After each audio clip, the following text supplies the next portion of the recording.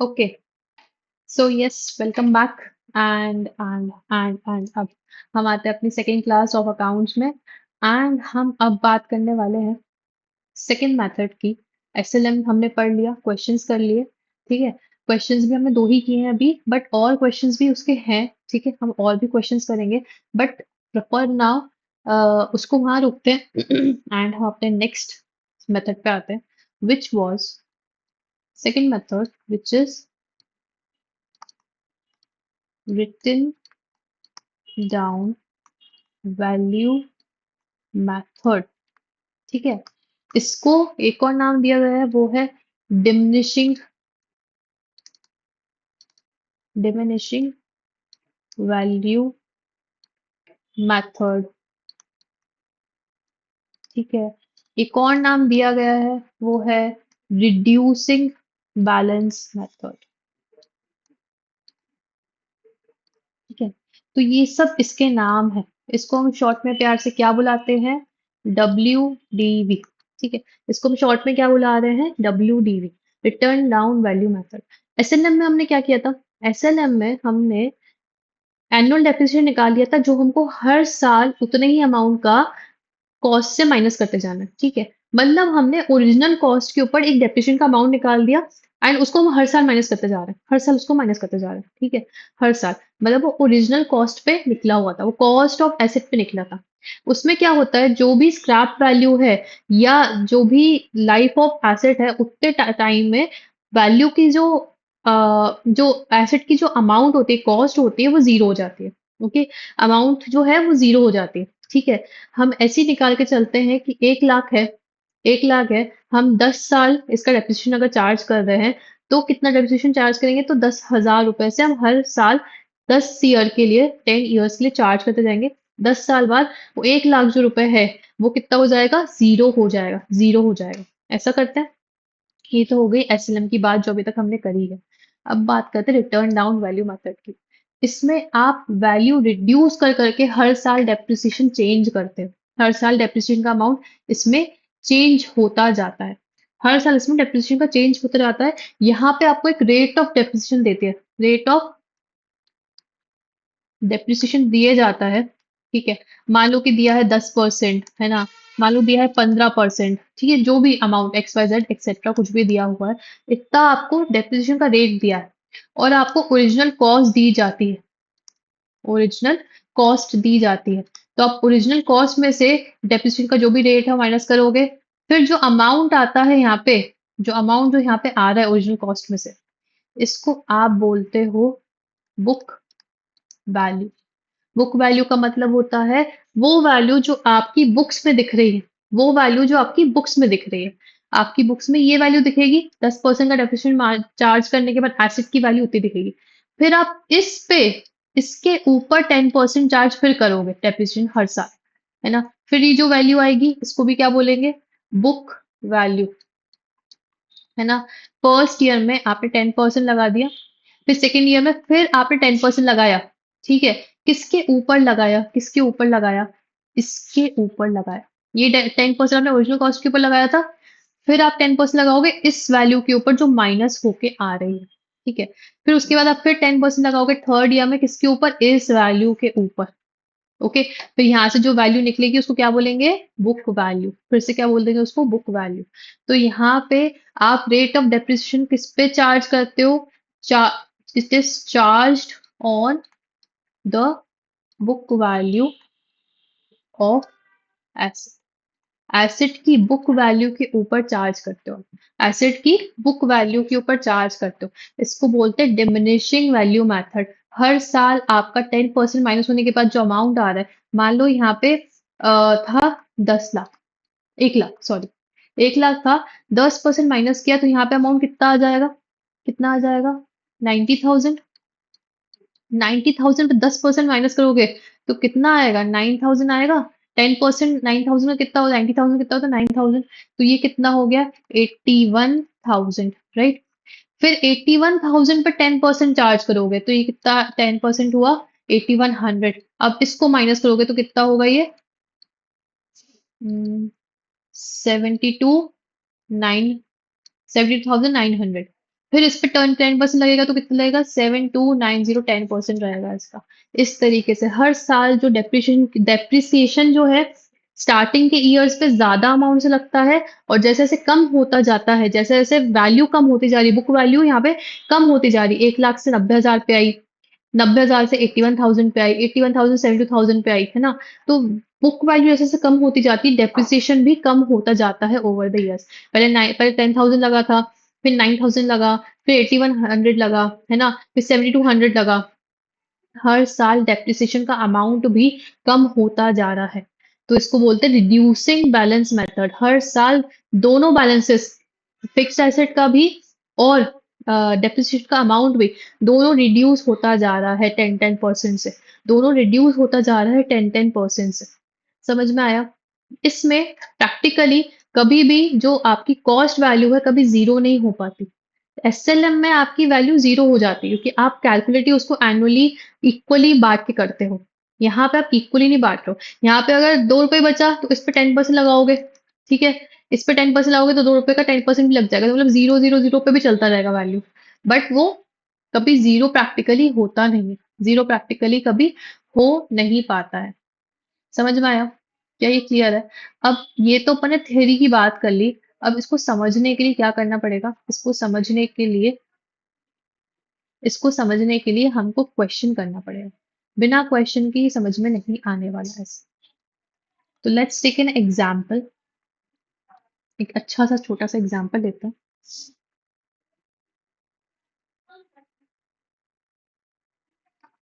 ठीक है, एक एग्जाम्पल है जिससे आपको ये पूरा एक बार में थोड़ा समझ में आ जाएगा। ठीक है, एग्जाम्पल ये है कि एक मशीन थी, हमने परचेज करी। ठीक है,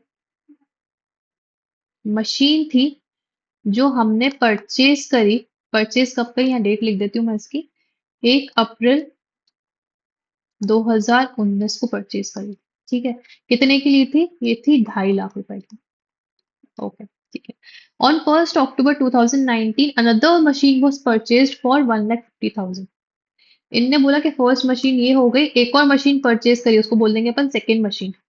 सेकेंड मशीन परचेज करी इनने 1 अक्टूबर। कब? 1 अक्टूबर 2019 को। ठीक है, कितने की? 1,50,000 की। ओके, उसके बाद इनने बोला है कि इसकी, ये तो क्या हो गई, कॉस्ट हो गई। ये बता रहे हैं कि इसकी स्क्रैप वैल्यू भी बता रहे हैं। स्क्रैप वैल्यू भी बता रहे हैं। स्क्रैप वैल्यू फर्स्ट मशीन की बता रहे हैं ये 10,000 रुपीज की, है ना। और सेकेंड मशीन की बता रहे हैं स्क्रैप वैल्यू 5,000 रुपए की। ठीक है, इनने बोला कि रेट ऑफ डेप्रिसिएशन जो है दोनों मशीन पे, डेट ऑफ डेप्रिसिएशन कितना है, 10% ऑन बोथ मशीन्स। ठीक है, दोनों मशीन पे 10% है, और किस किस टाइप से है, WDV के हिसाब से हम इसमें रेट ऑफ डेप्रिसिएशन लगा रहे हैं।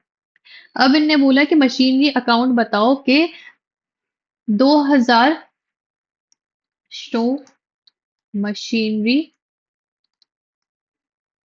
Account for years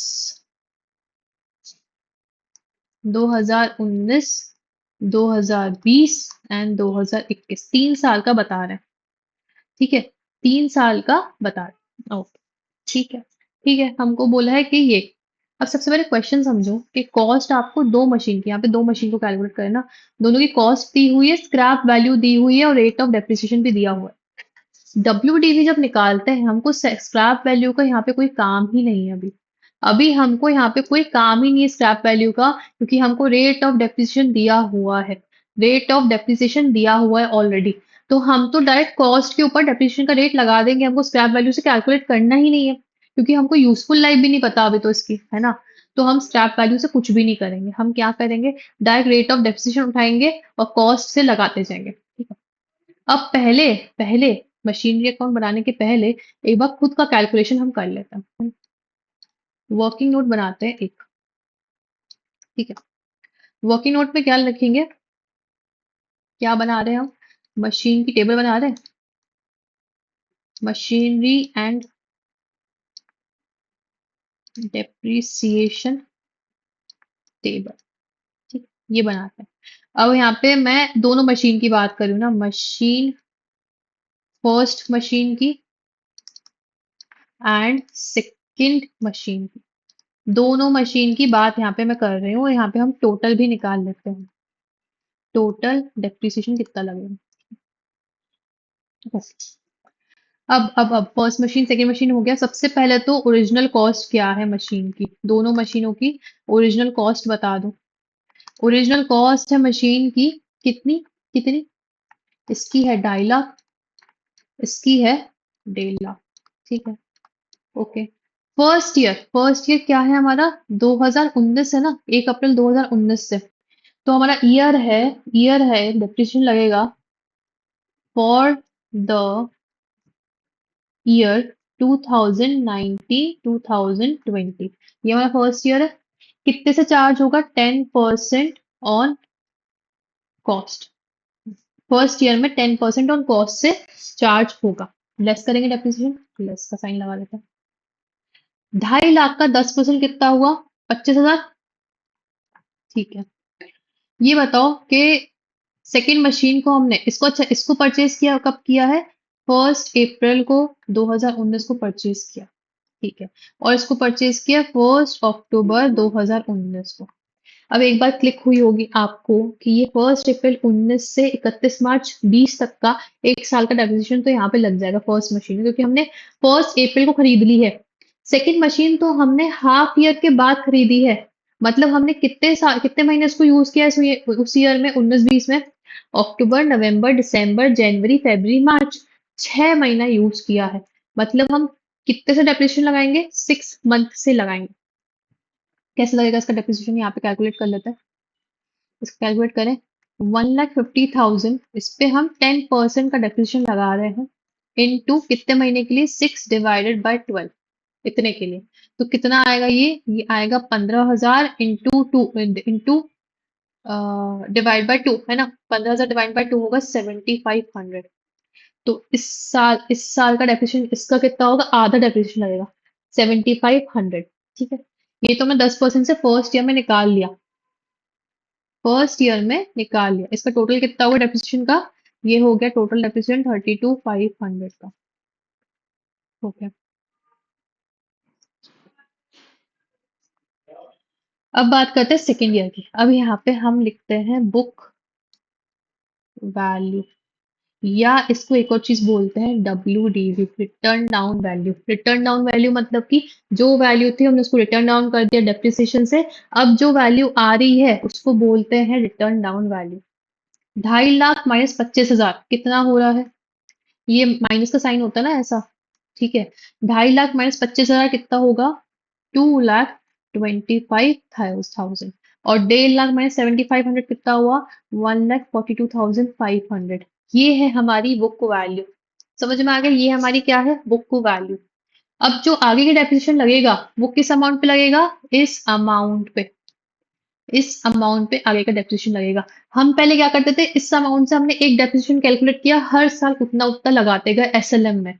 return down में क्या करते हैं, जो बुक वैल्यू आई है उसके ऊपर डेप्रिसिएशन लगेगा। अब इस पे लगेगा minus depreciation at the rate 10%, कौन से साल के लिए, 2020 2021 के लिए। ठीक है, 2020 2021 के लिए। ओके, तो चलो लगाते हैं। यहाँ पे हम लगाएंगे डेप्रिसिएशन 10%, 2,25,000 का। यहाँ पे क्या लगेगा, 2,25,000 का 10%। ठीक है, और यहाँ पर 1,42,500 का 10%, है ना। ये हो गया आपका 22,500, और ये हो गया 14,250। ओके, फिर अब इसको करो माइनस, तो कितना आएगा ये आएगा 2,02,500, और ये आएगा 1,28,250। टोटल डेप्रिसिएशन कितना हुआ आपका, टोटल डेप्रिसिएशन लगा आपका 36,750 का। समझ में आया, क्या आपको समझ में आ रहा है कैसे हमको WDV में कैलकुलेट करना है। इसी तरीके से कैलकुलेट होता है हर साल WDV में, एंड मोस्टली फर्म्स में रियलिटी में WDV ही चलता है, रिटर्न डाउन वैल्यू ही चलता है। हर साल जो वैल्यू बचती है उसके ऊपर डेप्रिसिएशन लगता है, फिर जो वैल्यू बचेगी उसके ऊपर डेप्रिसिएशन लगेगा। इस तरीके से होता है। अब बनाते हैं अपन अकाउंट किसका, मशीन का, मशीनरी अकाउंट का लेजर बनाते हैं। Date, particulars, amount, date, particulars, amount. ठीक है, ये हो गया। बीच में एक लाइन खींच देते हैं अच्छी सी। सबसे पहले क्या आएगा, सबसे पहला दिया है कि मशीनरी को परचेज किया है हमने, सबसे पहले दिया है कि मशीनरी को परचेज किया है। पहली मशीन परचेज की 1 अप्रैल 19 को, सेकंड मशीन परचेज की 1 अक्टूबर 2019 को, अक्टूबर को। ठीक है, तो 2019 की बात चल रही है। मशीन परचेज करिए एक तो 1 अप्रैल को। ठीक है, तो यहाँ किससे परचेज करी होगी, बैंक से ऑब्वियसली, बैंक से या कैश से। तो परचेज को आप इस साइड लिखते हो, कैश को इस साइड लिखते हो। अभी तक तो क्लियर हो गया। तो हाँ, टू बैंक से 2.5 लाख की मशीन परचेज करी है। फिर हमने एक और मशीन परचेज की अक्टूबर को, कितने की, 1.5 लाख रुपए की। टू बैंक से 1.5 लाख, दो मशीन परचेज हो गई, परचेज की हमने एंट्री कर दी। हो गया, ये तो हो गया, ये तो समझ में आ गया हमको कि ये कैसा था। ओके, अब हम जाते हैं 2020, क्योंकि मशीन परचेज हो गई, बस हो गया, उसके बाद डेप्रिसिएशन लगाना है 2020 में। 31 मार्च को डेप्रिसिएशन लगेगा दोनों पे, डेप्रिसिएशन लगेगा बाय डेप्रिसिएशन। ठीक है, दोनों का डेप्रिसिएशन हमने फर्स्ट ईयर कैलकुलेट किया था अभी वर्किंग नोट पे। वर्किंग नोट यहाँ पे लिख दो, वर्किंग नोट 1 के हिसाब से डाल दो। कितना कैलकुलेट किया था फर्स्ट ईयर, जब हमने ओरिजिनल कॉस्ट पे डेप्रिसिएशन लगाया है, डेप्रिसिएशन लगाया है, तो कितना आया है, 32,500 टोटल। ठीक है, टोटल। ऐसा नहीं कि दो मशीनरी है तो दो अलग अलग अकाउंट बनाओगे, मशीनरी तो एक ही टाइप की है ना।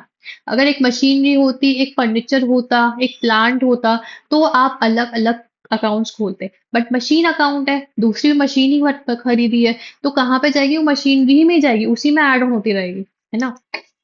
डेप्रिसिएशन कितना लगेगा यहाँ पे, फर्स्ट ईयर में कितना लगाया है, सॉरी एक मिनट ना भूल गई, 32,500 लगाया है दोनों पे। ठीक है, तो टोटल अपन ने निकाल लिया था पहले ही, हम फ्री हो गए वर्किंग नोट बनाकर, है ना।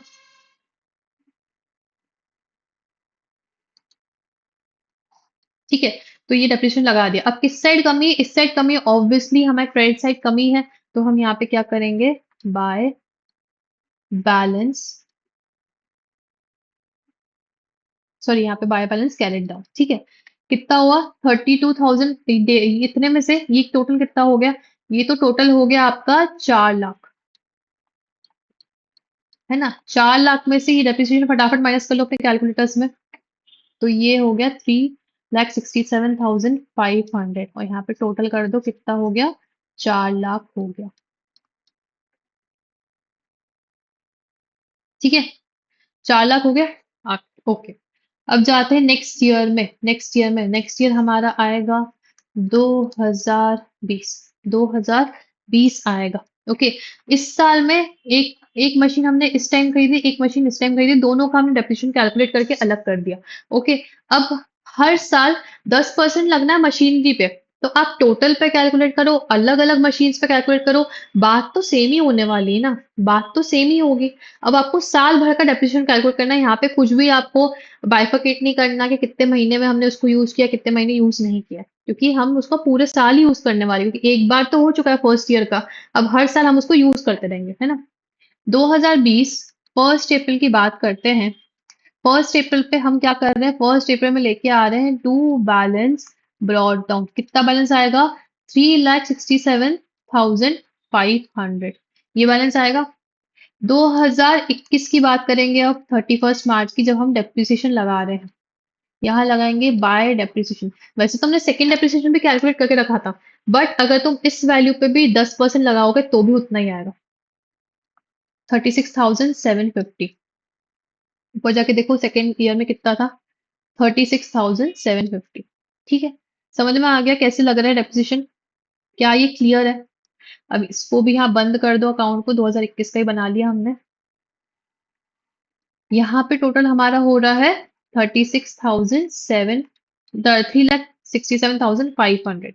डेप्रिसिएशन माइनस करेंगे 36,750 का, तो अपना अपना आएगा टू बैलेंस कैरेट डाउन, कितना, 3,30,750। ये हमारा बैलेंस क्रेडिट डाउन बचा है। अब नेक्स्ट ईयर जब डेप्रिसिएशन लगेगा तो किस पे लगेगा? इस अमाउंट पे लगेगा 10%, विच विल बी 33,075 रुपीज। ठीक है, ऐसे लगता जाएगा हर साल। हर साल जो भी ये वैल्यू आ रही है इसको बोल रहे हैं अपन क्या? Book value. जो हमारी बुक्स में वैल्यू शो हो रही है उसको क्या बोलते हैं? Book value. क्या ये क्लियर है? क्या ये क्लियर हो गया? क्लियर है ये? ओके। चलो, अब एक और क्वेश्चन करते हैं। सेल वाला क्वेश्चन करते हैं। ठीक है, परचेज वाला क्वेश्चन कर लिया, दोनों में अपने देख लिया। एक अपन सेल वाला क्वेश्चन और करते हैं। एग्जाम्पल लेती हूँ मैं यहाँ पे। ठीक है, ये वाला क्वेश्चन कर लेंगे ना, फिर आपको समझ में आ जाएगा कि एसएलएम परचेज सेल में कैसे कैलकुलेट होता है और डब्ल्यूडीवी कैसे होता है।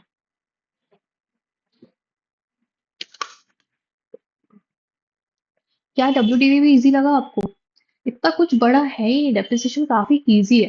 अगर आप अच्छे से लॉजिकली समझ लो ना एक बार, और लॉजिक के साथ साथ करते जाओ, रियलिटी बेस्ड करते जाओ, आपको पूरी चीज समझ में आ जाएगी। एग्जाम्पल है आपके पास कि एक फर्म ने एक ट्रक परचेज करी है। ठीक है, एक ट्रक परचेज करी है। कब करी है? 1 अप्रैल 2019 को करी है ट्रक परचेज। कितने की? 2 लाख रुपए की। ठीक है, 2 लाख रुपए की करी है।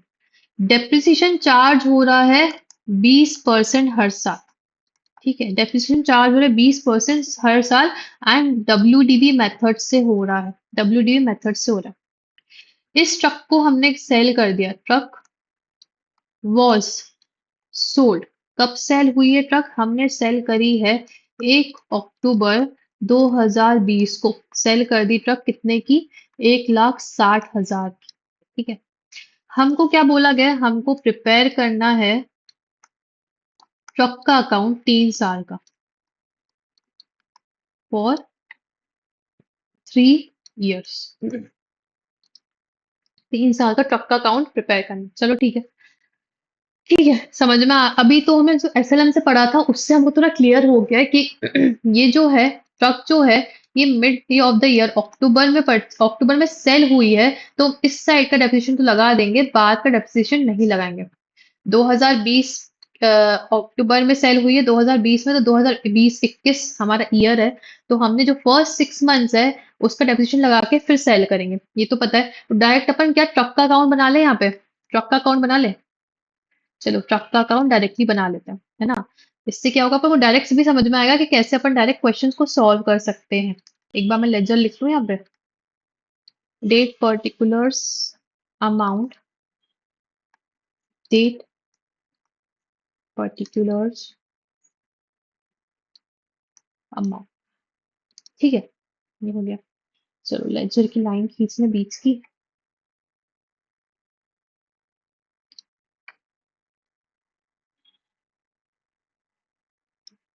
ओके, तो पहला तो हमने 2019 में ट्रक परचेज करी 1 अप्रैल को। ठीक है, तो परचेज का डाल दो टू बैंक से। कितने की परचेज करी है? 2 लाख की परचेज करी है ना। 2 लाख की परचेज डाल दो। हम डेप्रिसिएशन कितना लगा रहे हैं? 20% लगा रहे हैं हर साल रिटर्न डाउन वैल्यू। 1 अप्रैल को परचेज किए तो क्या अपन को 6 महीने और ये सब करना पड़ेगा? नहीं, अप्रैल से मार्च तक का साल भर हो गया। तो साल भर के हिसाब से 2020 31 मार्च को क्या करोगे आप? डेप्रिसिएशन लगा दोगे। कितना लगाओगे? 2 लाख पर 20% का डेप्रिसिएशन, तो कितना हो गया? ये 40,000 हो गया। ठीक है, तो यहाँ पे तो 2 लाख की वैल्यू आ गई टोटल। ठीक है, ये तो ज्यादा अमाउंट था। यहाँ पे 40 साल कम अमाउंट है, बच रहा है अमाउंट 1,60,000 का, है ना। तो यहाँ पे आप क्या लिखोगे? बाय बैलेंस कैरेट डाउन, है ना। और यहाँ पे टोटल कर दोगे। टोटल कितना आएगा इसका? 2 लाख ही आएगा। अब जाते हैं नेक्स्ट ईयर में। नेक्स्ट ईयर हमारा खुल रहा है 2020। 1 अप्रैल की एंट्री क्या होगी? बैलेंस को ब्रॉट डाउन करने की। टू बैलेंस ब्रॉट डाउन कितना आएगा? 1,60,000 आएगा यहाँ से। यहाँ से। ठीक है, यहाँ से बैलेंस को हमने कर दिया ब्रॉट डाउन। अब लगा देंगे डेप्रिसिएशन। पहले देखो कि सेल कब किया। सेल किया है हमने 1 अक्टूबर 2020 को। 1 अक्टूबर 2020 को हमने सेल कर दिया। ठीक है। तो मतलब कि यहाँ पे 2020 में क्या हम 2021 तक मार्च तक पहुंच पाएंगे? नहीं पहुंच पाएंगे। बीच में ही सेल कर दिया हमने। 1 अक्टूबर की पहले सेल की एंट्री डाल दो। सेल की एंट्री क्या होगी? बाय बैंक कितने की सेल करी है? 1,60,000 की सेल करी। अब आप सोचोगे कि बैलेंस हमारे पास बचा था 1,60,000 का, बैंक से सेल कर दिया 1,60,000 का, मतलब अकाउंट क्लोज हो गया। नहीं, अभी आप एक चीज भूल रहे हो। 6 महीने का डेप्रिसिएशन भी तो लगाओगे ये अक्टूबर को। 6 महीना, 6 मंथ्स यूज भी तो किया है। 6 मंथ्स यूज भी तो किया 12 में से। तो मतलब 1,60,000 का 6 महीने का डेप्रिसिएशन लगाएंगे कितने अमाउंट से? 20% से डेप्रिसिएशन लगाएंगे, तब जाके तो सही आएगा अमाउंट। तो अपन डेप्रिसिएशन जब लगा रहे हैं तो कितना लगेगा? आपका लगेगा डेप्रिसिएशन 1,60,000 का 20%, और 6 महीने के हिसाब से आपका लगेगा 16,000 रुपए। 16,000 रुपए लगेगा आपका डेप्रिसिएशन। ठीक है। ठीक है, ये समझ में आ गया। कैलकुलेट करोगे तो उतना ही आएगा आपका। 16,000 का डेप्रिसिएशन लग गया। अब यहाँ पे वैल्यू ज्यादा हो चुकी है, यहाँ पे वैल्यू कम हो गई है। यहाँ पे 1,60,000 प्लस 16,000 हो गया है। मतलब यहाँ पे टोटल आपका हो गया है 1,76,000 का, है ना। और यहाँ पे टोटल कितना? 1,60,000 का ही टोटल है। 1,60,000 का ही टोटल है। तो यहाँ पे कम आ रहा है, कितने से कम आ रहा है? 16,000 से कम आ रहा है। जब यहाँ पे कम आया था तो हमने क्या लिखा था? लॉस। जब यहाँ पे कम आ रहा है तो क्या करेंगे हम इसको? 1 अक्टूबर को क्या दिखा देंगे? To profit on sale. कितने का? 16,000 का। तब जाके यहाँ टोटल सेम आएगा, कितना? 1,76,000 का। समझ में आया? अब ये अकाउंट हो गया है क्लोज। अभी हमने कर दिया अकाउंट क्लोज। यहाँ पे बैलेंस ब्रॉट डाउन कुछ भी नहीं है। यहाँ पे अकाउंट हो गया क्लोज। क्या आपको ये समझ में आया कि कैसे हमने इसको किया? क्या समझ में आया? कितना था आपका बैलेंस? आपका WDV कितनी थी? आपकी WDV 2020 में थी 1,60,000 की। उस पे आपने डेप्रिसिएशन चार्ज किया है कितने का? 6 मंथ्स का। कब से कब तक का? अप्रैल से लेके अक्टूबर तक का आपने डेप्रिसिएशन चार्ज किया 6 मंथ्स का, 20% रेट के साथ। तो कितना लग रहा है? 16,000 लग रहा है आपका डेप्रिसिएशन। इसको माइनस करके अपन ने लेकर आए, इसको माइनस किया, तो आपको माइनस करोगे तो कितना आएगा? इसको आप माइनस करोगे तो आपका आएगा आ, इतना। यस, इतना ही आएगा आपका। ठीक है, इतना आएगा। अब आप सेल कर रहे हो तो सेल प्रोसीड्स कितनी है आपकी? सेल प्रोसीड्स है आपकी 1,60,000 की। आपकी कॉस्ट थी इतने की। आपकी कॉस्ट बची 1,44,000 की। ठीक है। और आपने सेल किया 1,60,000 में, मतलब आपने ज्यादा में सेल किया है। तो यहाँ पे 16,000 का आपने जो ज्यादा में सेल किया है, इसको अपन क्या बोलेंगे? 16,000, सॉरी ना। 1 मिनट।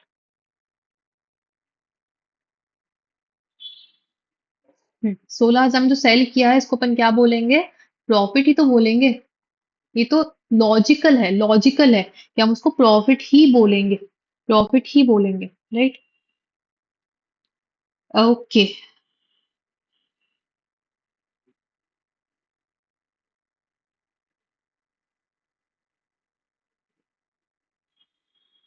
यस, तो ये दोनों मेथड हमको समझ में आ गए। Now what I want you guys to do, I want कि आप लोग, मैं ये क्लास तो अभी यहाँ पे ही एंड कर रही हूँ क्योंकि हमारा हो चुका है आज का जो टारगेट था, वो हमारा हो चुका है। ठीक है। भले ही शॉर्ट क्लास है बट ये आपको समझ में आ जाएगी। अच्छा, अब क्या करना है? अब आपको ये करना है कि मैं जो क्वेश्चंस आपको दूं, ठीक है, उसे आपको सॉल्व करना है। आपको अगर क्वेश्चंस चाहिए तो you can reach me out, I will send you questions. ठीक है। But you have to reach me out for that. Okay, I am not gonna give you questions just ऐसे ही कहीं पे भी दे दो, मैं कहाँ दे पाऊंगी। तो इसलिए आप मुझे रीच आउट करो, मैं आपको क्वेश्चंस भी दे दूंगी इसको सॉल्व करने के लिए। What you have to do, you have to solve the questions.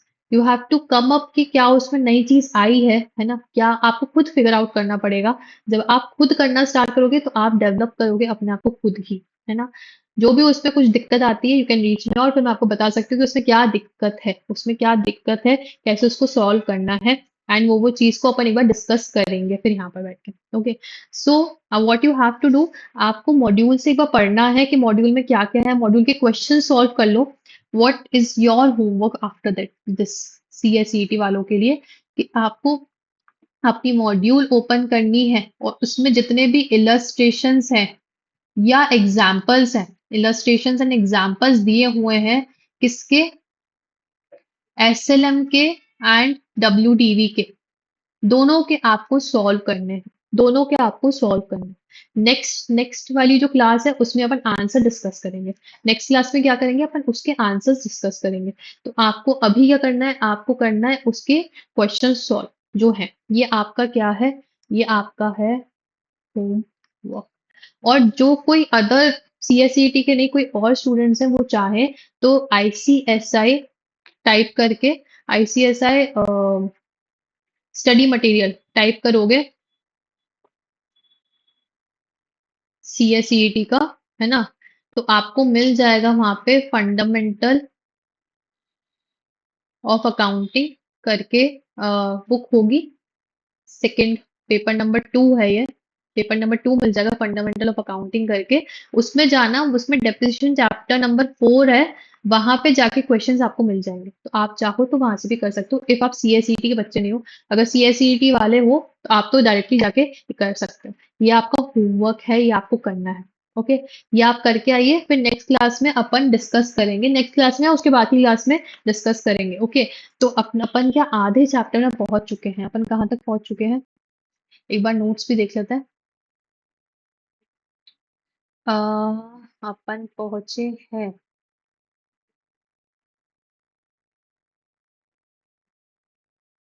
यहाँ तक पहुंच चुके हैं अपन, यहाँ तक पहुंच चुके हैं। अच्छा, एक बार इनका एडवांटेजेस डिसएडवांटेजेस तो पढ़ ले, एसएलएम और डब्ल्यूडीबी का। सबसे पहले एसएलएम का एडवांटेजेस और डिसएडवांटेजेस पढ़ लेते हैं, जिसको अपन क्या बोलते हैं, मेरिट्स एंड डीमेरिट्स, है ना, ये पढ़ लेते हैं। यस, ये क्वेश्चंस दिए हुए हैं मॉड्यूल में, तो आप इसको करना। ठीक है, पहले अपन एसएलएम के एडवांटेजेस और डिसएडवांटेजेस डायरेक्टली पढ़ रहे हैं। ओके, एसएलएम का एडवांटेज पहला है कि it is simple and easy to calculate. ये तो आपने खुद ही देख लिया कि बहुत ही सिंपल और इजी है इसको कैलकुलेट करना, बहुत ही इजी है। आप तो हर साल भी कैलकुलेट नहीं करना, आप एक बार कैलकुलेट कर लो, हर साल उतना डेप्रिसिएशन लगाते जाओ, तो it is very easy to calculate. Okay, asset value can be completely written off to zero, या तो स्क्रैप वैल्यू तक, क्योंकि आप स्क्रैप वैल्यू माइनस करके जो अमाउंट निकालते हो उसका पूरा आप खत्म कर देते हो, पूरा खत्म कर देते हो, मतलब सिर्फ स्क्रैप वैल्यू बचती है उसके बाद। या अगर स्क्रैप वैल्यू नहीं है तो पूरी आप इक्वल अमाउंट पे बाद के पूरी ओरिजिनल कॉस्ट को डेप्रिसिएशन से खत्म कर देते हो, मतलब जीरो तक पहुंच जाता है, जीरो हो जाती है एसेट की वैल्यू, इसमें कंप्लीटली रिटर्न डाउन हो जाती है, रिटर्न हो ऑफ हो जाती है। Suitable where depreciation is due to time, मतलब जैसे कि फर्नीचर है, पेटेंट्स है, लीज होल्ड है, जहां पे टाइम के साथ साथ एक्चुअली में उनकी वैल्यू पूरी खत्म हो रही है, तो वहां पे सुटेबल है कि उन एसेट्स में हम ये डेप्रिसिएशन चार्ज कर सकते हैं एसएलएम मेथड से।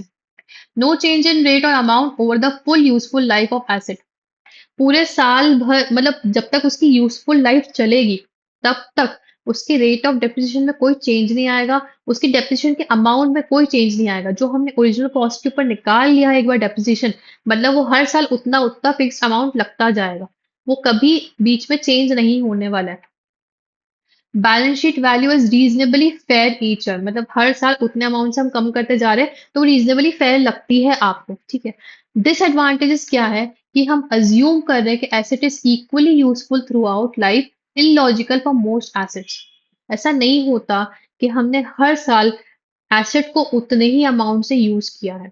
It is not logical, it is not logical कि हम हर साल उसको उतना ही यूज कर रहे हैं जितना हमने उसको फर्स्ट ईयर में यूज किया होगा, है ना। तो इसलिए एसएलएम में वो चीज को हम अ, लेते ही नहीं है अपने परव्यू में, कि हम उसको हर साल उतना यूज कर ही नहीं रहे हैं ना, हम हर साल उसको इक्वली यूजफुल बना ही नहीं पा रहे, क्योंकि पहले साल वो बहुत यूजफुल था, बट फिफ्थ ईयर तक आते आते वो भी वेयर एंड टेयर हो चुका है। अब हम उसको उतना यूजफुल बना ही नहीं सकते जितना हम उसमें डेप्रिसिएशन बहुत ज्यादा लगा रहे हैं। ठीक है, does not consider effective utilization of the asset. Okay, तो वही चीज है जो मैंने आपको भी बताई ना, वही सेम चीज है। Total P&L burden increases in later years as repair cost rises while depreciation stays the same. P&L में बर्डन कैसे बनता है? अगर रिपेयर कॉस्ट बढ़ते जा रही है तो भी अमाउंट चेंज नहीं हो रहा डेप्रिसिएशन का। मतलब P&L में डेप्रिसिएशन तो उतनी ही अमाउंट से लगता जा रहा है, भले रिपेयर कॉस्ट कितनी भी लग रही हो। भले रिपेयर कॉस्ट कितनी भी लग रही हो तो भी P&L पे जो अमाउंट है डेप्रिसिएशन का वो फिक्स अमाउंट है, 10-10 हजार रुपए से चल रहा है। भले हमारा रिपेयर कॉस्ट 50,000 की लग रही हो, रिपेयर कॉस्ट 50,000 की चल रही हो, बट हमारे P&L पे बर्डन बनते जा रहा है। Burden increase in later years, बाद में जब एसेट की वैल्यू कम होने लगती है ना। Does not reflect the declining efficiency of the asset. मतलब वही चीज मैं जो बता रही हूँ ना, कि जैसे हम एसेट को यूज करते जाते हैं तो वो भी वेर एंड टेयर होता जाता है, उसकी एफिशिएंसी डिक्लाइन होने लगती है। तो एसएलएम मेथड में वो चीज को लिया ही नहीं है, इग्नोर कर दिया गया है कि डिक्लाइनिंग एफिशिएंसी भी तो हो रही है ना एसेट की। एसेट की जो एफिशिएंसी थी, इफेक्टिवनेस थी, वो हर साल डिक्लाइन होते जा रही है, उसको परव्यू में लिया ही नहीं गया। तो ये है इसके डिसएडवांटेजेस। ठीक है, अब आते हैं अपने डब्ल्यू के एडवांटेजेस और डिसएडवांटेजेस पे। डब्ल्यू का एडवांटेज क्या है? Total P&L charge is approximately equal every year. मतलब हाई डेप, लो रिपेयर्स अर्ली, लो डेप्रिसिएशन, हाई रिपेयर्स लेटर। मतलब क्या कि डेप्रिसिएशन और रिपेयर्स अप्रोक्सीमेटली हर साल जो है वो एक दूसरे से के साथ चलता रहता है। कि पहले साल में रिपेयर्स कम लगते हैं बट डेप्रिसिएशन हाई लगता है, तो P&L में बर्डन नहीं बनता। राइट। लेटर ईयर्स में क्या होता है, डेप्रिसिएशन कम लग रहा है बट रिपेयर्स जो है वो ज्यादा भी हो रहे हैं, क्योंकि अब तो हम एसेट को यूज करते जा रहे हैं तो रिपेयर ज्यादा लगेंगे ना। तो रिपेयर ज्यादा हो रहे हैं, डेप्रिसिएशन कम लगता जा रहा है। जैसे जैसे ईयर बाय ईयर डेप्रिसिएशन भी कम होता जाता है डब्ल्यू में। राइट। तो डेप्रिसिएशन कम लग रहा है, रिपेयर्स कॉस्ट ज्यादा हो रही है लेटर ईयर्स में, तो भी P&L पे कोई बर्डन नहीं बन रहा है। तो भी P&L पे कोई बर्डन नहीं बन रहा है। ये एसएलएम का डिसएडवांटेज था और ये एडवांटेज हो गया डब्ल्यू का। Recognized by income tax authority, tax benefit is easier to obtain। Income tax के हिसाब से वो यही बोलते हैं कि आप WDV मेथड लगाओ तो आपको टैक्स पे बेनिफिट मिलेगा। मतलब इसमें टैक्स बेनिफिट है, WDV में टैक्स बेनिफिट है, इनकम टैक्स अथॉरिटी ने रिकॉग्नाइज करके रखा है। Suitable for assets with high early utility. मतलब assets for with high early utility, suitable for assets with high early utility. मतलब कि जो चीजें पहले साल में ज्यादा यूज हो रही हैं उन पे ज्यादा डेप्रिसिएशन लग रहा है, बाद में जाते जाते वो कम यूज होती, कम एफिशिएंट होने लगती हैं, तो उसमें कम डेप्रिसिएशन लगता है। मतलब डिक्लाइनिंग जो एफिशिएंसी है उसको हम यहाँ पर ले रहे हैं। एसएलएम में वो डिसएडवांटेज था, यहाँ पे क्या है, वो हमारा एडवांटेज है। डिसएडवांटेजेस क्या है? Book value never reaches zero, asset can not be fully return of. कभी भी एसेट जीरो पे नहीं पहुंच सकता रिटर्न डाउन वैल्यू में। हमेशा वो चाहे 10 रुपए पे आ जाए, 1 लाख की वैल्यू 10 रुपए पे आ जाए तो भी वो रिटर्न डाउन होती रहती है। वो कभी रिटर्न ऑफ नहीं होती, बुक वैल्यू कभी भी जीरो रीच नहीं कर पाती। Calculation of rate requires an throat formula and mathematical tables. अगर आपको रेट कैलकुलेट करना है डब्ल्यू में तो वो बहुत ही मुश्किल होता है, उसमें nth रूट फॉर्मूला लगता है। ठीक है, मैथमेटिकल टेबल्स बनानी पड़ती, तब जाके रेट कैलकुलेट होता है। किसका? डब्ल्यू का। कैलकुलेट करना इजी नहीं होता, एसएलएम में it is very easy to calculate. Okay. Not suitable for asset that depreciate due to time alone. ऐसे एसेट जो सिर्फ टाइम के साथ साथ डेप्रिशिएट हो रहे हैं उनके लिए ये मेथड इज नॉट यूजफुल, इसके लिए ये मेथड इज नॉट सुटेबल। तो समझ में आ रहा है कि एसएलएम और डब्ल्यूडीवी का क्या एडवांटेजेस और डिसएडवांटेजेस थे। अब उनका डिफरेंस पढ़ लेता है। एसएलएम में फिक्स रेट चार्ज होता है, ओरिजिनल कॉस्ट, ये तो हमको पता है। डिमिनिशिंग में क्या होता है? Fix rate on written down या book value which reduces each year. Already we know that amount remains the same throughout the useful life. जो अमाउंट ऑफ डेप्रिसिएशन है हर साल सेम रहता है एसएलएम में।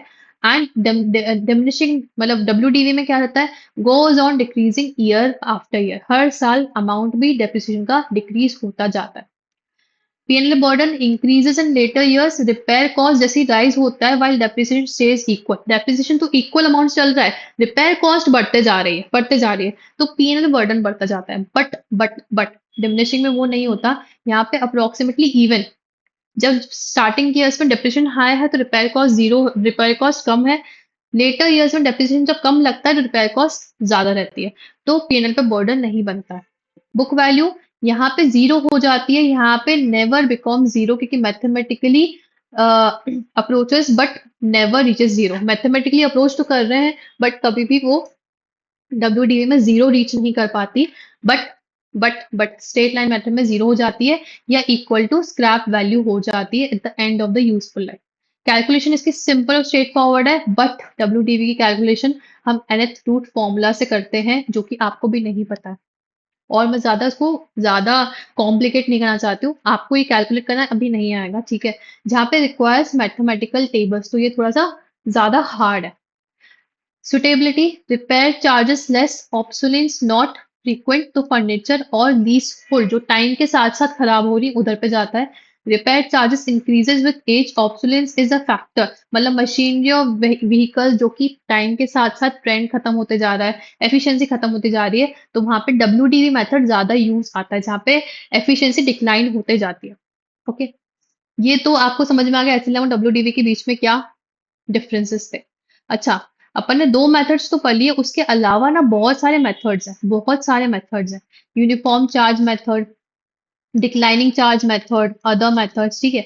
हम क्या लेते हैं, हम सिर्फ डब्ल्यूडीवी चलाते हैं, हम सिर्फ एसएलएम चलाते हैं। उसके अलावा के मेथड्स क्या है, एक तो एनयूटी मेथड है, मत समझो। इंश्योरेंस पॉलिसी मेथड है, मत समझो। सम ऑफ ईयर डिजिट्स है, मत समझो। ग्रुप डेप्रिसिएशन मेथड है, मत समझो। Inventory system, depletion, machine hour rate, ये मत समझो। आपको सिर्फ ओनली एसएनएम डब्ल्यूडीवी दिया है सीएसईटी के सिलेबस में, others methods are the classification knowledge only, कि हमको सिर्फ क्लासिफाई करके बता दिए कि इतने मेथड्स होते हैं। हमको सीएसईटी में क्या पढ़ना है, सिर्फ एसएलएम और डब्ल्यूडीवी ही पढ़ना है, उसके अलावा हमको कोई मेथड्स नहीं पढ़ने हैं। बाकी सारे मेथड्स का नाम देख लो कि क्या क्या है, दैट इज फाइन। बस उससे ज्यादा हमको नहीं समझना है, सिर्फ नॉलेज होनी चाहिए कि हमारे पास और भी मेथड्स होते हैं डेप्रिसिएशन कैलकुलेट करने के। बट हम अभी कितना पढ़ रहे हैं, सिर्फ एसएलएम स्ट्रेट लाइन मेथड और डब्ल्यूडीवी रिटर्न डाउन वैल्यू, सिर्फ यही दो मेथड्स पढ़ने हैं। ओके, तो यहाँ पे हमारा जो ये पोर्शन था, ये पोर्शन भी कंप्लीट हो गया। आपको मैंने होमवर्क भी दे दिया, आपको होमवर्क करके आना है। नेक्स्ट क्लास में अपन change and method of depreciation पढ़ेंगे। ओके, दो क्लास और लगेगी, दो तीन क्लास, एंड हम डेप्रिसिएशन भी कंप्लीट करेंगे। Chapter 4 will be done, then will move on to chapter 5। कितने चैप्टर्स बचे हैं, चौथे चैप्टर पहुंच चुके हैं, बीच का एक चैप्टर छूटा हुआ है, तीन चैप्टर कंप्लीट हो जाएंगे हमारे, 8 में से 5 चैप्टर बचेंगे। ओके, ओके, तो अब हम मिलते हैं नेक्स्ट क्लास में, ठीक है।